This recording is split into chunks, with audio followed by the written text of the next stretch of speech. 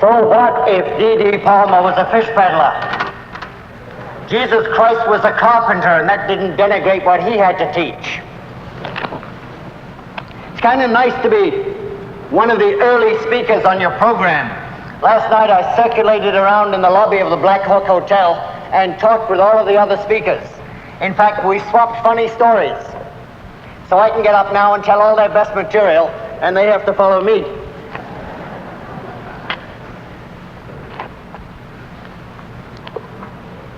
Last graduation, or the graduation before, I had the privilege of being commencement speaker. At that time, I told a story which I think bears repeating today. It's a story written by H.G. Wells called The Valley of the Blind. And it's interesting how, even though H.G. Wells knew nothing of chiropractic, he wrote about chiropractic thinking in this story. Somehow, whatever I read seems to remind me of chiropractic. That's like the fellow who went to a psychiatrist because he had a problem. And the psychiatrist gave him a Rorschach test. He made these ink blots and showed the man the ink blot and said, "What is it?" And the man looked at the ink blot and he said, "Well, that's easy. That's a man and woman making love." And the psychiatrist looked at the ink blot and he couldn't quite understand the analysis, so he put it down and he took another one. And he showed that to the man and he says, "What's that?" And without a second's hesitation, the man said, "Aha, that's a man and woman making love." And the psychiatrist thought there's something weird going on here. He then took a plain piece of paper and drew on it a single line and said, "What's that?" The man said, "Well, that's a man and a woman making love." And finally he took a last piece of paper and put in a tiny little dot, and he said to the man, "What's that?" And the man said, "That's easy. That's a man and a woman making love." And the psychiatrist said, "I can see your problem. You're a sex maniac." And the man said, "Me? You're the one who keeps drawing the dirty pictures." Apparently, whatever he looked at reminded him of only one thing. Well, whatever I look at reminds me of chiropractic. So here was I reading a story that had nothing to do with chiropractic, but I think you should hear about it. It's a story about a remote village hidden in the Andes Mountains in Colombia, South America. Thousands and thousands of years ago, thousands of generations ago, there was a genetic weakness among some of the people living in this remote village. And as a result of it, they all tended to have weak eyes. But as new blood came in from neighboring villages and they intermarried, that weak gene remained a recessive one, and there was never any real problem. But one day, due to a cataclysm of nature, a tremendous earthquake deposited millions of tons of rock on the only pathway into and out of the village. The village became totally shut off from all of society. And as a result, with no more new people coming in, the people living in this village began to intermarry. And as they intermarried and intermarried, the recessive gene became dominant, and little by little eyesight was lost, until after several generations, every man, woman, and child in that valley was totally blind. As more and more generations went by, not only was eyesight gone, but now even memory and understanding of what eyesight was had disappeared. People didn't even have a word for eyesight. Through the physiological law of use or lose, because they weren't using their eyes, even those organs became vestigial and disappeared. And the people in this remote village just had plain, smooth places in their face where you and I have eyes. Eyebrows and eyelashes were no longer known. And it was indeed the Valley of the Blind. One day in fairly modern times, a mountain climbing expedition going through that area was headed by a man called Bogota, from the village of, or from the city of Bogota in Colombia. And as they were trying to find their way around the mountain, Bogota got separated from the rest of the group. He fell over a cliff, was severely injured, and was given up by his companions for dead. They turned and made their way back to civilization, leaving him in this remote little cleft in the hillside, given up for dead. But he wasn't dead, and he recovered from his wounds. And he began to live off the land. He was, after all, an experienced mountain climber. He knew which berries to eat and how to trap small game. And he survived, and he grew stronger, and he started to try and find his way out.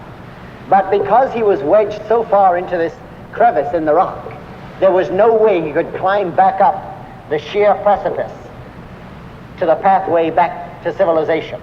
So he went the other way instead, and he wandered for days, lost and alone, and the days turned into weeks, and the weeks into months, and then one day, quite by chance, he went through a small cave, through an opening on the other side, and came out upon a beautiful, lush, green valley.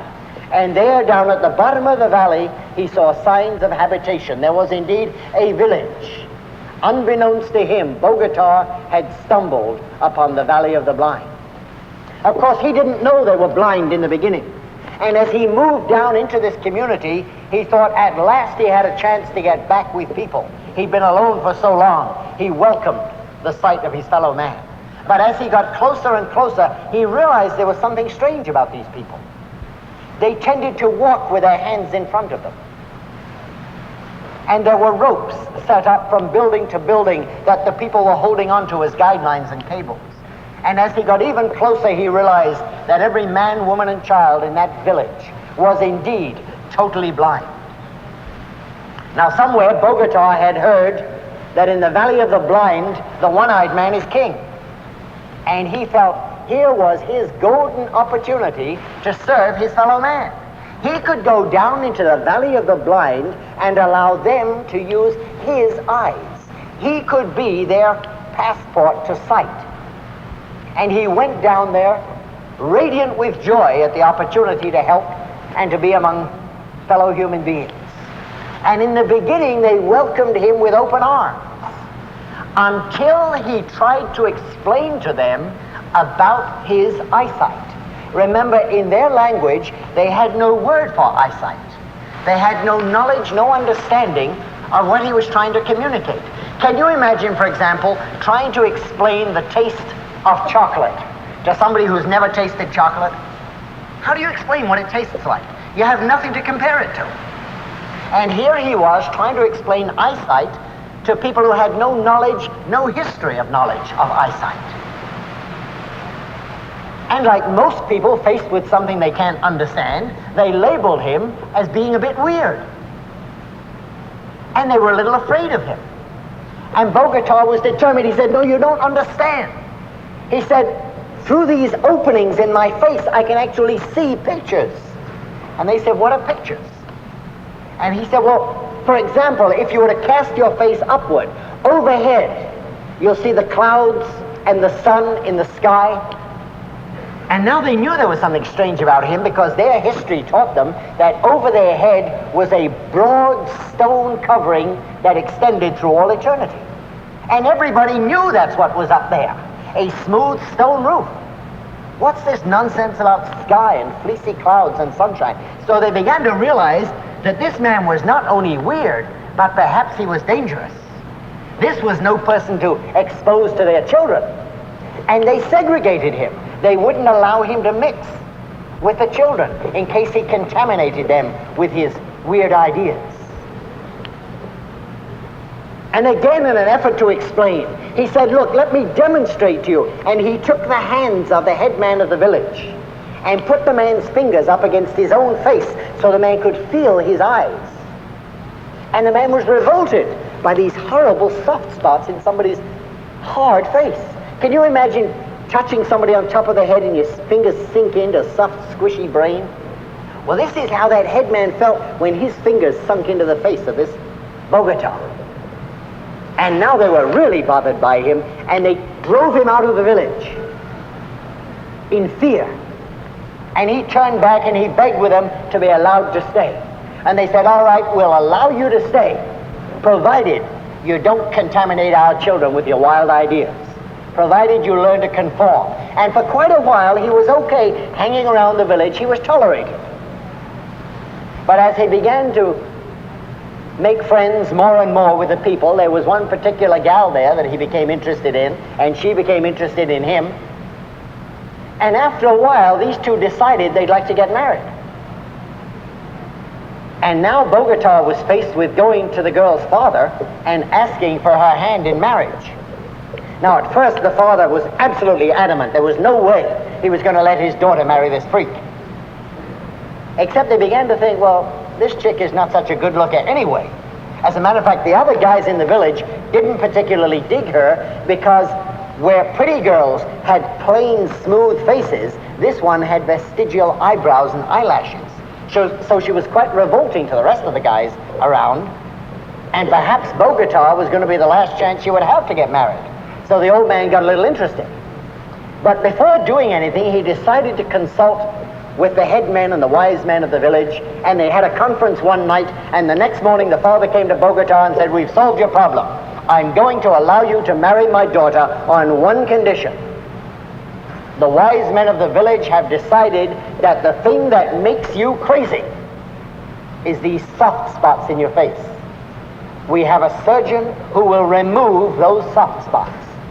And then you'll be just like the rest of us. You won't be crazy anymore, and I'll allow you to marry my daughter." And as you read this story, your blood begins to run cold. You can see where H.G. Wells is going. You can see the turn of mind of Bogota, who is faced with the alternative of either giving up his eyesight to be tolerated in the valley of the blind, or keeping his eyesight and being turned out into the world at large, friendless, to roam for all time, perhaps without ever again contacting another human being. And then goes the debate in Bogota's mind, as you see him vacillating back and forth which way to go. And you begin to realize that he's giving up. That as the pages are turned one by one, he's getting closer and closer to the fatal surgery that will make him as blind as everybody else.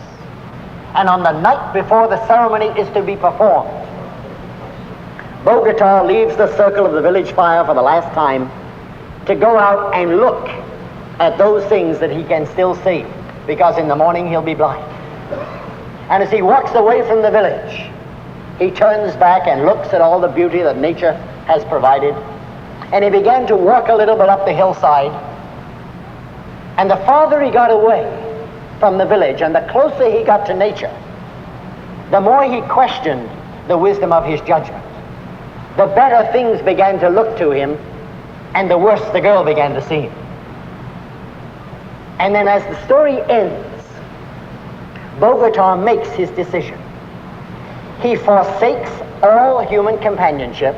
He leaves the girl, he keeps his eyes, and he wanders friendless and alone for the rest of his life, lost in a wilderness, but at least keeping his God-given eyesight, rather than giving up that gift in order to be tolerated in the valley of the blind. Why is this a chiropractic story? Because that's exactly the decision that you are being asked to make. You are being asked to give up not your eyesight, but your vision. Millions are born without much vision, and that's unfortunate. But to be born with vision, or to be exposed to vision, and then to give it up because we don't have the courage to go it alone, that's not unfortunate, that's tragic.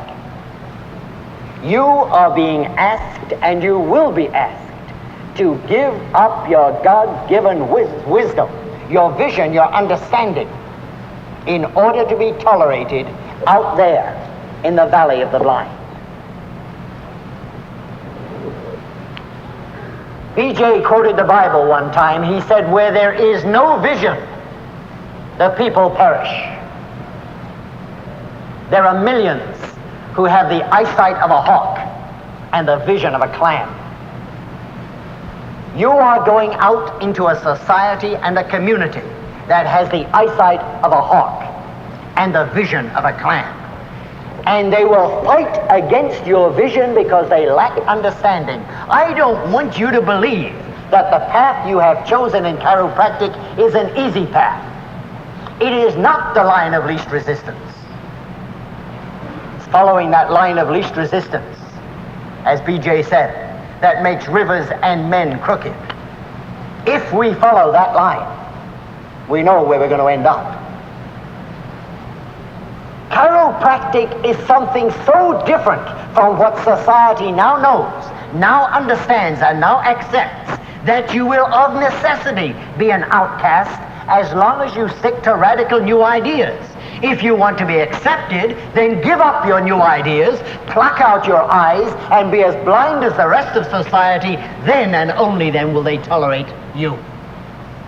In order to be accepted by a sick society, you must become as sick as they are. If chiropractic is to be accepted in a sick and misunderstanding society, chiropractic must give up its wisdom, its understanding, and the things that make it different from that society.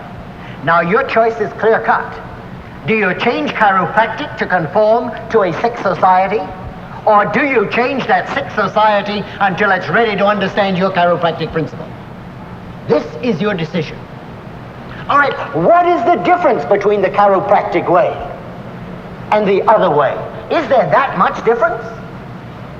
I did a radio show in Detroit, Michigan. I did a television show, as a matter of fact, in Detroit, Michigan, not too long ago, and the interviewer was very much interested in the subject of acupuncture. Because since President Nixon's trip to the Orient, acupuncture has leaped into the forefront of American health thinking. And the interviewer asked me, isn't acupuncture very close to chiropractic? He said, after all, they're both drugless. Don't you and they have a lot in common? And the way I explain the difference is the way I explain the difference between chiropractic and anything else. Many people tend to think that the healing arts can be divided in two, with the drug professions on one side and the drugless on the other. Many chiropractors try to live by that distinction, saying as long as we are drugless, we are non-medical, and therefore we're in our own little ballpark. The distinction, however, doesn't lie there. If we divide the healing arts in two, we don't find medical doctors on one side and all the rest on the other. What we find is chiropractors on one side and all the rest on the other. There is a philosophical difference between chiropractic and everything else relating to healing and the healing arts. We over here are the DCs. Now you may think DC is Doctor of Chiropractic, and I suppose it is. But DC is also a doctor of cause. We are the doctors of cause. We are also the doctors of correction of cause. Maybe we should be DCCs. And over here on the other side, we have the DTs.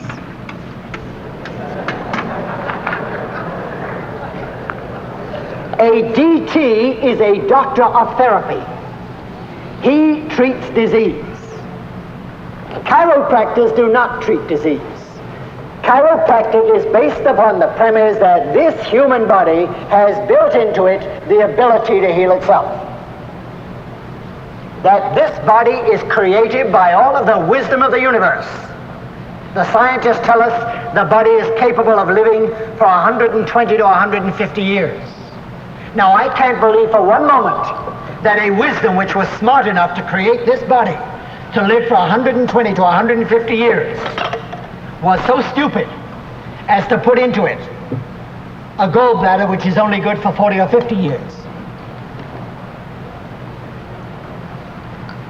I must assume, therefore, that the entire body is meant to last us as long as we live. The body, in fact, replaces itself as we go along. There is no such thing as curing disease. When the cells of your body get sick, even nature can't cure them. Sick cells can never be healed. They will die. But that's nothing to be concerned about, because even the healthy cells die after a few weeks or a few months, only to be replaced by new cells, so that that which we call healing is in fact the creation of new life. If I brush my hand, I brush off millions of dead cells.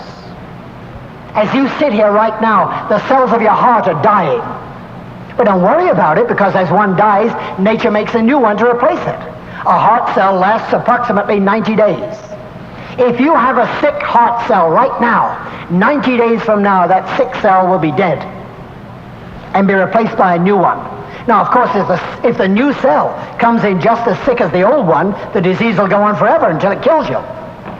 But if that sick cell dies and is replaced by a strong, healthy cell, the disease has gone. Who cured it? Doctors of chiropractic can't cure disease. Life cures disease by creating new cells to replace old ones. All of healing is the creation of life. And before we go around telling people that we can cure disease, we better ask ourselves if we can create life. Only that wisdom which created the body can recreate it, and that recreation daily is what we call healing. So chiropractors don't try to treat, cure, or heal disease. What does a chiropractor do? One thing and one thing only. He restores and maintains the mechanical integrity of the nervous system, based upon the fact that in order to be healthy, every human body needs a good nerve supply to every organ, every gland, every part, every cell. If there is no good nerve supply, if any single part of this body is deprived of proper neurological function, there is no way on God's earth that that body will ever function properly again, and all the pills, powders, potions, acupuncture needles, physical therapy treatments, voodoo, witchcraft, prayers, or anything else is ever going to make it work again until somebody restores the flow of life from brain to tissue cell over those nerves, and that can only be done by a specific scientifically applied chiropractic adjustment.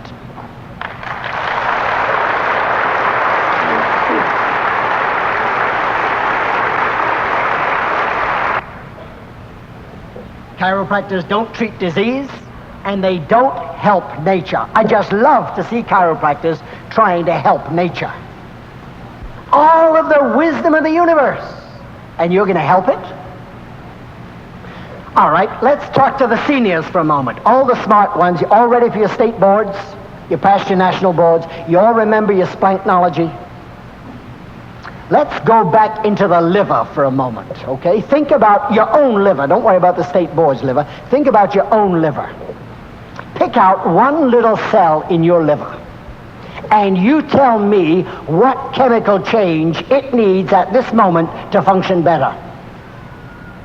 Well, before we start helping nature, don't you think we should know the answer to that question? And yet all of the practice of the other healing arts is based upon a person getting sick, going to a doctor, talking to the doctor for 15 minutes, and then the doctor tells him what changes his liver needs. He doesn't know what his own liver needs. You can't help nature. And yet all of the things that are done in the name of chiropractic, but outside the realm of chiropractic, are done, quote, to help nature, unquote. Let's burn one thought into our minds. In order to heal, nature needs no help. Let's remember that we can never help nature because nature needs no help. No help from medical doctors, no help from acupuncturists, no help from osteopaths, chemists, therapists, chiropractors. In order to heal, nature needs no help from anyone. Just no interference. Now, your job and mine is very simple. Get the interference out of the way. We don't have to cure. Nature knows how to cure by creating new life. Until you can teach nature how to make new cells better, you do much better staying the heck out of the way and let nature do her job. Leave that to the expert. In order to heal, nature needs no help from anybody. Just no interference.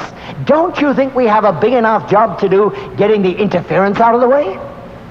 If only we did just that, then we have all of the wisdom of the universe once again expressing within that body, creating living tissue the way it was meant to, and restoring total life to a body which was hitherto deprived of life energy by a vertebral subluxation.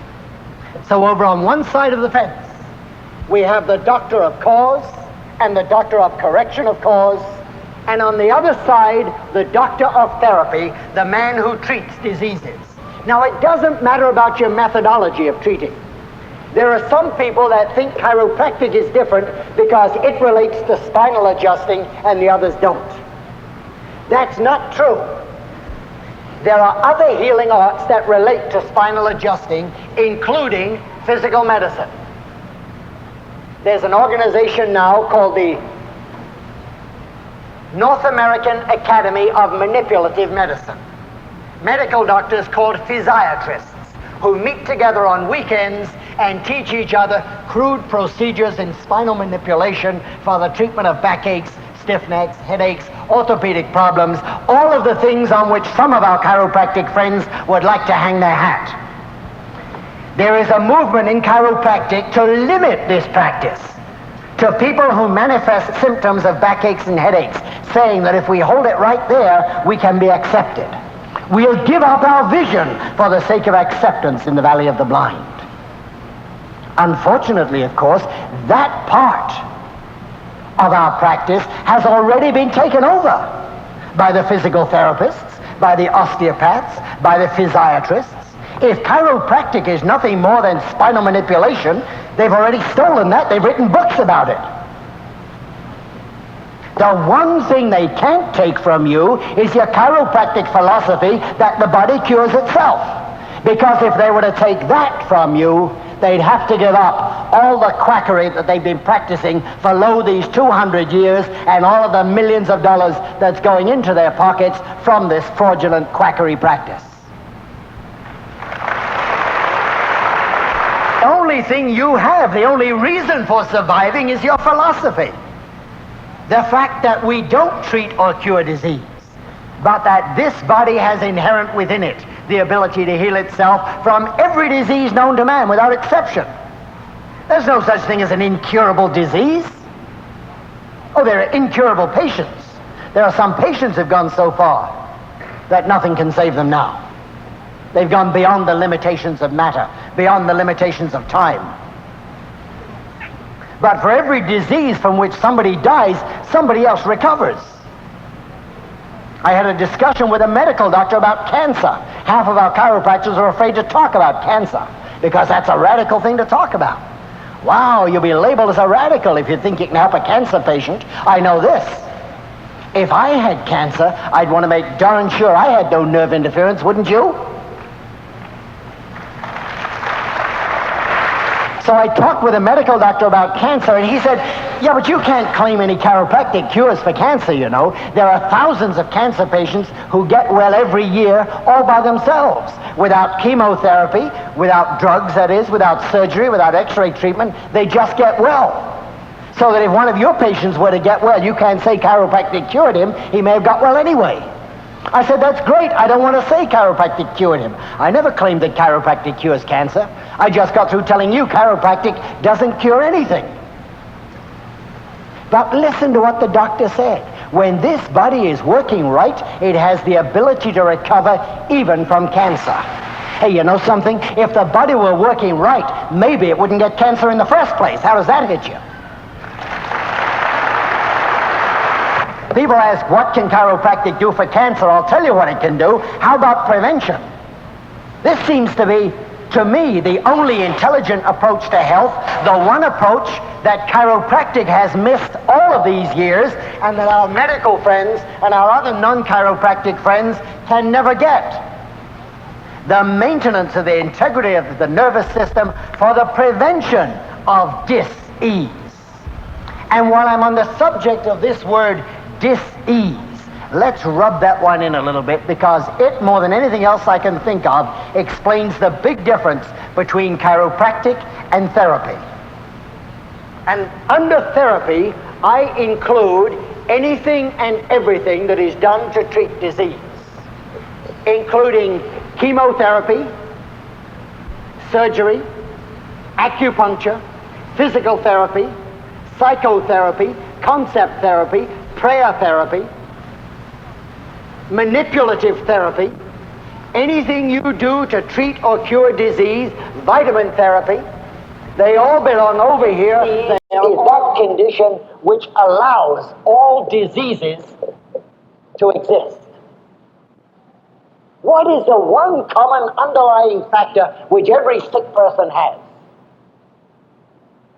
Their body wasn't working right in the first place. If their body were working right, there's no way on God's earth they would get sick. Why do you think people get sick?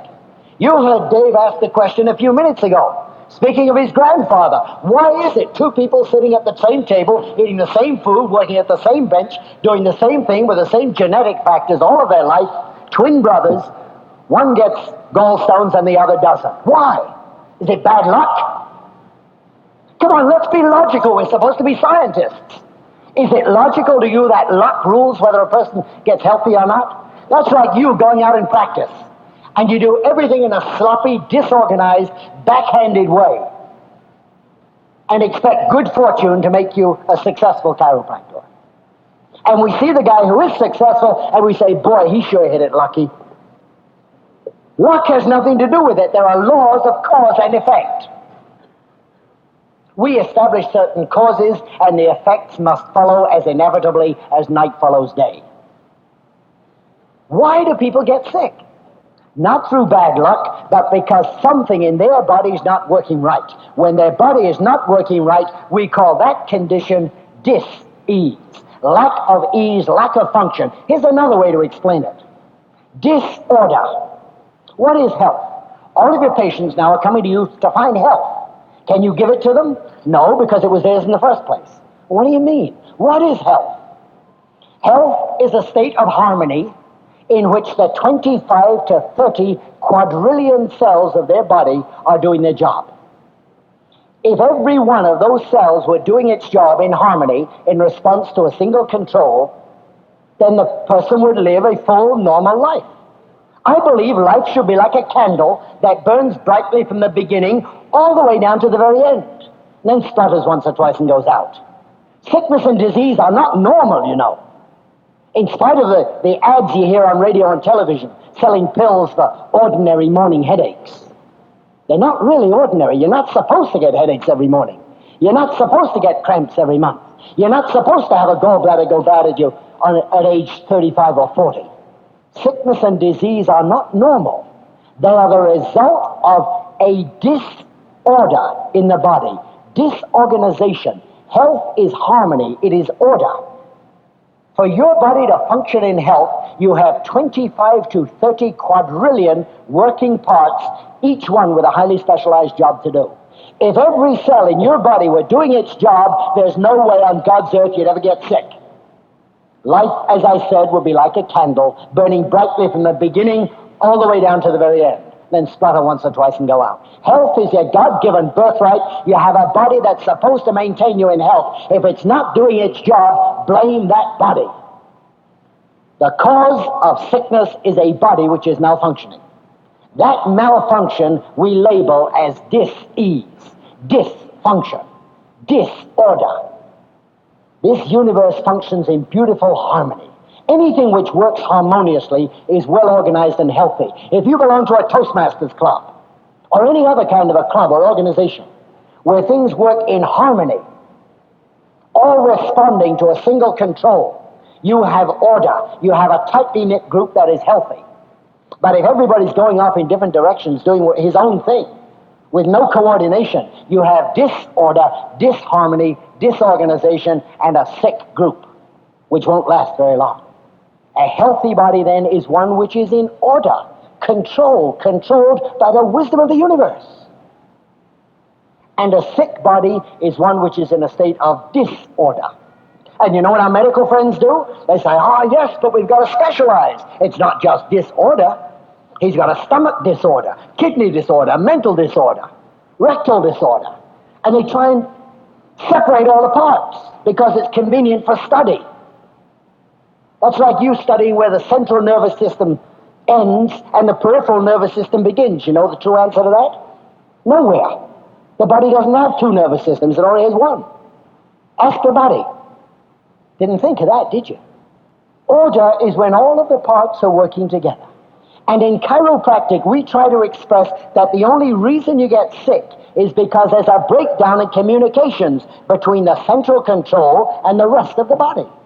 There is disorder resulting, dis-ease. See, the medical profession, and I mention those because they're the biggest group in this camp of therapists. There are others who follow along in the therapy camp, but the medical group seem to be the thought leaders of that group, and all the others trail along and follow. The medical profession says that disease is the enemy. It's an entity to be rooted out and destroyed. Cancer makes you sick.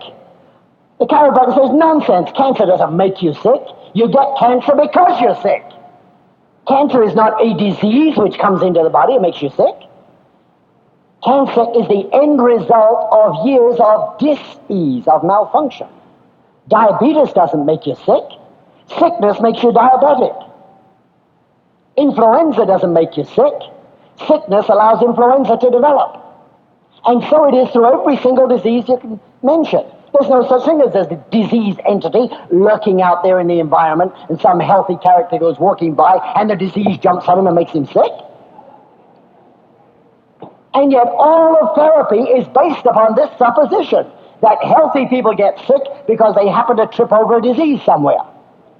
God, you wonder where LBJ got sick. You remember a few years ago, LBJ had gallstones? All the specialists came in from all over the country to diagnose him and incidentally to treat him illegally in a jurisdiction where they weren't licensed. They examined him and they said, well, he's got gallstones. Cut out his gallbladder. That'll make him healthy. Huh? The thing that bugs me is when all of these experts came in, don't you think one of them might wonder, why did he get sick? I mean, forget about his politics for a minute. Why do you think he got sick? Where do you think LBJ got his gallstones from? You think he caught them from Hubert? Huh? What, did Ladybird put him in his chicken soup instead of matzo balls? Why? And yet all of our medical friends don't ask you, he's sick, bad luck, cut him open. Gallstones didn't make him sick. Sickness allowed gallstones to develop. So the enemy is not sickness, it's not disease, it is that dis-ease, that disorder, that disharmony which allows these states of malfunction to develop to the point where they present symptoms. And all of your life you've been lied to. You've been led to believe that if you have no symptoms, that means you're healthy. And so we found Gil Hodges for 17 years taking pills to suppress symptoms of circulatory damage. For 17 years of his life, he took pills which totally eradicated his symptoms of circulatory damage. He had no symptoms at all on that beautiful day a couple of months ago when he went out and played 36 holes of golf. And then this fine, strapping young man came off the golf course and dropped dead of a heart attack. Totally asymptomatic. You want me to believe that he was healthy? The fact that he had no symptoms doesn't mean that he's healthy. And yet you and I have been trained to reserve our chiropractic for just those people who have symptoms. By what right do we hold chiropractic back and only give it to people who are so sick that symptoms have developed? I hear statements like, chiropractic gets sick people well. Well, if it does, it's a rotten shame that we let them get sick in the first place. Seems to me the only intelligent approach to health is the restoration and maintenance of the integrity of the nervous system before people get sick, not after. What the hell are we doing?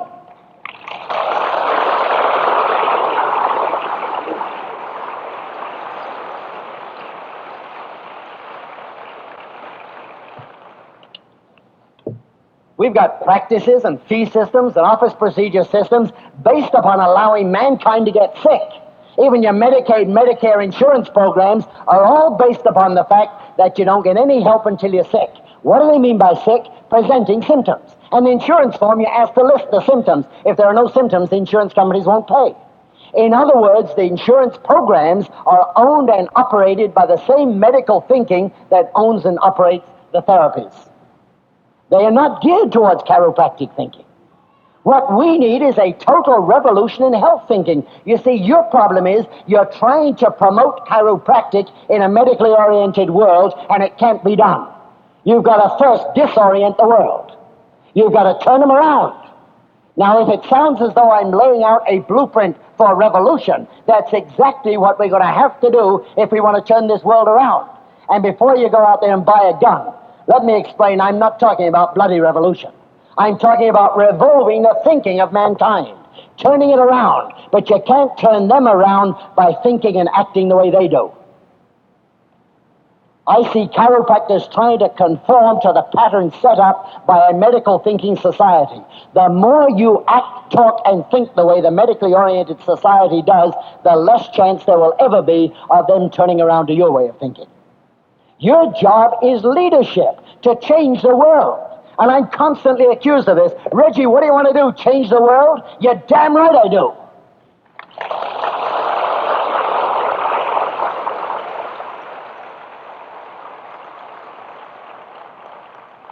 I don't like this world the way it is. Right now, there's never been a better time in the history of man for the development and growth of chiropractic principle.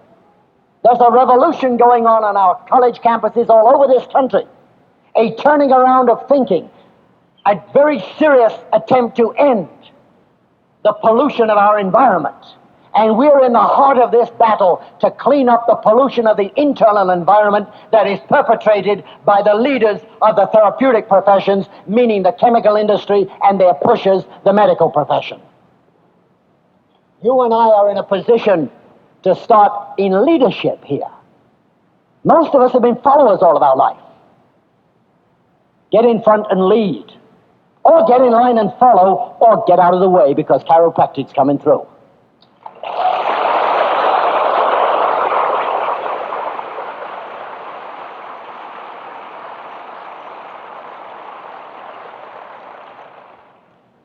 We talk about electing leaders. You know, you're going out into your community and you are going to be a thought leader. But you don't lead people by standing where they are.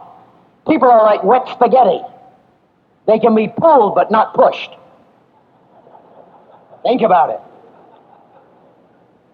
If you want to move people, you've got to move out in front of where they are. You can't stand squarely in the middle and say, follow me. Squarely in the middle, there's nowhere to follow you. Take a position and stand by it. They'll follow you, don't worry. And then don't move back to meet them halfway. Take another step, and as they take a step towards you, you take 2 steps farther on. Keep moving ahead. That's leadership. What we normally think of as leadership is in fact following. We elect national leaders. They're not leaders at all, they're followers. We take the guy who represents majority viewpoint and we give him an office. But he got that office because he represents the majority. In other words, he follows where everybody else is going. He's not a leader, he's a follower. Followers get elected. Leaders get out in front and lead. And don't worry if the others are lagging their feet behind you. If you're right, just go do it. What do you need, applause? You need people around you to tell you you're right? Damn it, don't you know you're right?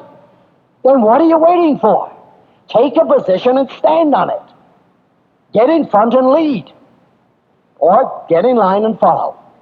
Or, as we said earlier, get out of the way, because this chiropractic is not going to stop. We're on the march now, and we're moving. But we need you, we need leaders in your community.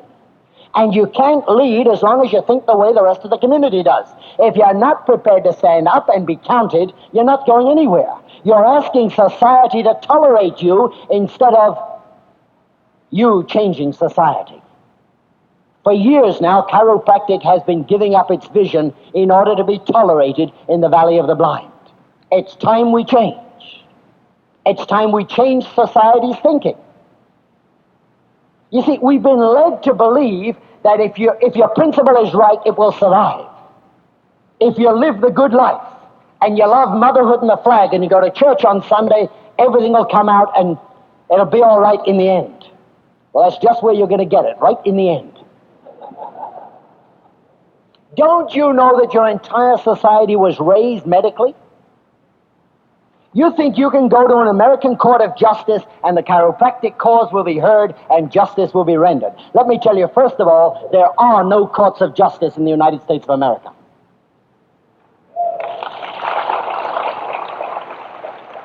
This is not meant to be an inflammatory or revolutionary statement. It is a statement of fact. In this country, we have courts of law, not courts of justice. The job of a courtroom is to decide what the law says. It is a court of law. It is not the court's job to determine what is equitable or what is just, merely what is legal. So you have no courts of justice. And if you did, in order to get justice, the first thing you need is an unbiased jury. Now, where in the world are you going to find 12 good men and true who were raised without the medical brainwashing? Where can you find 12 chiropractors who are not second or third generation chiropractors, who were not raised with a medical brainwashing? Look at the people who sit on either side of you in class. Look at the guys you talk with in the cafeteria. How were they raised? The same way you and I were, with a medical brainwashing. The public at large is raised to think medically. How in the world do you expect them to understand chiropractic while they think medically? You turn to science and you ask the departments of government and the scientists to give a fair, unbiased look at chiropractic. And they do, within the limits of their medical understanding. They take your scientific research and they scrutinize it under the microscope of medical thinking, and they come up with a conclusion that they think is honest and fair and unbiased. But how can it be when the mind that examines it is biased to start with? We've got to realize that in chiropractic, we are a minority group. We're behaving as though we were the majority. We're not. We are a minority group. Can't we learn a lesson from other minority groups? Haven't you seen what happens to minority groups in this country who keep quiet? For 200 years, the black man kept quiet. And for 200 years, he rode in the back of the bus. And every time some revolutionary black came forward and said, we've got to move this thing, we've got to change this country, the other blacks were the ones who turned on him. It wasn't Whitey who put him down. It was the other black man who said, hey, look, man, everything's all right in this town. Just leave things alone. It could be a lot worse, you know. We haven't had a lynching in this town for 7 years now. You start making waves and we get lynchings again. It was the other blacks, the Uncle Toms, that put him down. Don't you find the same thing in chiropractic? Some chiropractic revolutionary or visionary gets up and shows you the path to freedom, and all the other chiropractors say, hey, cool it, man. They're allowing us to live. They're giving us Medicaid. If we don't blot our copybook, they'll carve up the dirty medical pie with us. They'll give us some of their money if we play their dirty game.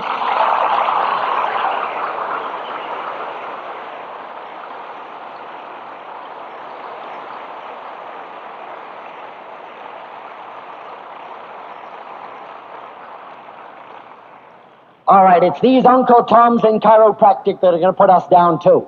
And yet we have to move this thing off dead center, and we can't do it without moving ourselves. You can't make omelets without breaking eggs. Some people are going to be very unhappy with what we do. But chiropractic is going to do one of two things. It's either going to move forward or it's going to stay where it is. And if you stay with the people who want it to stay where it is, then you're not a part of the solution, are you? Then you're part of the problem.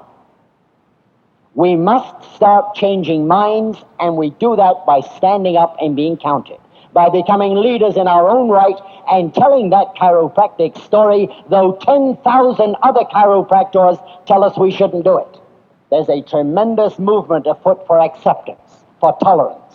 When you leave here, when you graduate, and even when you leave here today to go back to your apartments and to your places of employment, pressures will be put upon you to be reasonable so we can accept you.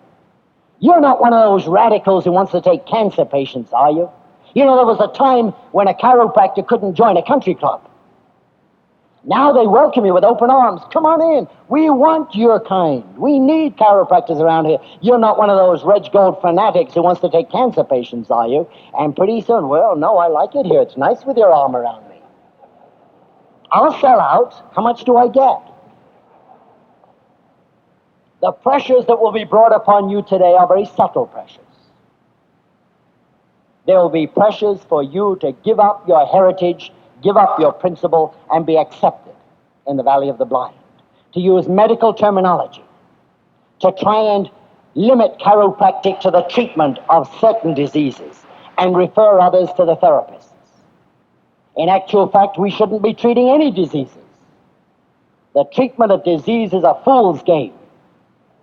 The purpose of chiropractic is the restoration and maintenance of the integrity of the nervous system in all people 20, 30 years before disease is identifiable. All of this so-called medical science is based upon diagnosis. Nothing can be recognized until the pathology is so far advanced that classic symptoms present themselves. And by then it's very often too late. You are going to offer a new thought in healthcare, prevention. And when it comes to prevention, you have no opposition, you have no competition. Nobody on this earth can offer healthcare. Everybody else is offering disease treatment. So chiropractic does have a reason for existing as a separate and distinct healing art. Now, that may mean changing some of our thinking about Medicare and Medicaid and insurance programs. It may mean changing some of our thinking about fitting into a medically oriented society. But it's that self-same society which has led the world to the sorry state that it's in today with regard to health and emotional health. I don't think you begin to realize the potential of your chiropractic. Do you know what you can do with those 2 hands, with those 10 fingers? My God, you have the answers to all of the health problems of mankind, physical and mental. Emotional disorder is caused by an imbalance in body chemistry. Look at the kids who drop acid. They take a little LSD, body chemistry changes, and all of a sudden their emotions are out in left field. And that's no different from mom with her martinis. I love to see mother with a cigarette in one hand and a martini in the other saying, boy, I hope my kids never turn on the grass. They make a big distinction. But that martini changes body chemistry enough that she's ready to go out and do the boogaloo. The emotions change with a change in body chemistry. Don't you think by restoring nerve supply to the organs which balance body chemicals, in restoring homeostasis, you'd be contributing largely to the emotional health of the world? Don't you think that might bring about some political change in the world? I wonder how many stupid wars in the history of man were caused because somebody was emotionally disturbed because of a hormone malfunction caused by vertebral subluxation. My God, I'd love to get out there in Washington, D.C. and start adjusting a few subluxations.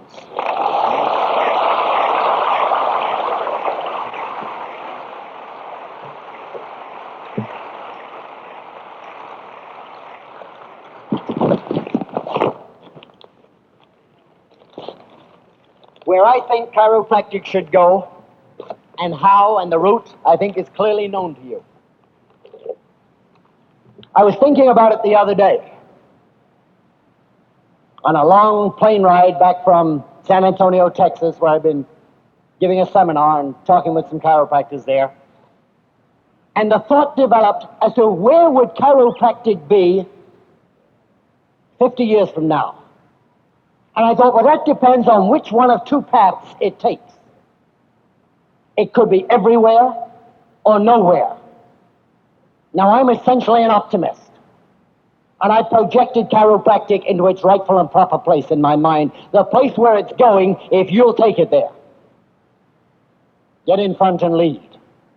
But then I thought it could go the other way if we follow some other kind of leadership.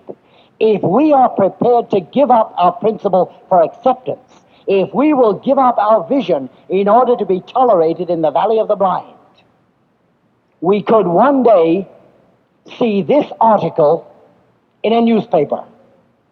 An article datelined Spring Valley, New York, August 16th in the year 2022.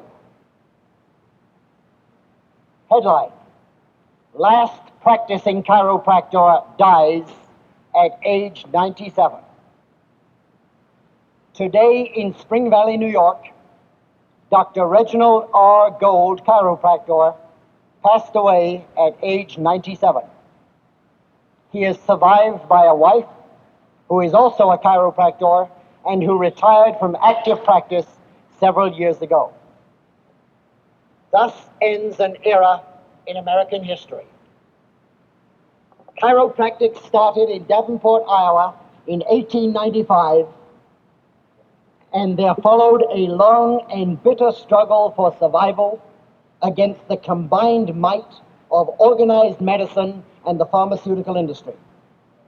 In the beginning, it seemed as if the dedication and devotion of the chiropractors and the logic of their cause would be enough for them to overcome their monumental foe and to replace it as the world's #1 healing art. But sometime during the 1960s and 1970s, the tide gradually turned against the chiropractors. More and more chiropractors realized the hopelessness of their self-appointed task of saving the world. One by one, they crumbled under the pressures of society and gave up fighting for their lost principle. They took instead the easier path of working for their personal acceptance and for status in the community. One by one, their radical leaders died off or were deserted by their followers. And with each successive move away from their radical and unacceptable theories, the chiropractors became more and more a part of the established health team. 7 years ago, in September of the year 2015, just 120 years after its birth, chiropractic officially died, as almost all of its remaining few practitioners were formed into a paramedical group to aid doctors of physical medicine in manipulation. A few who failed to qualify continued to practice illegally under their defunct chiropractic licenses.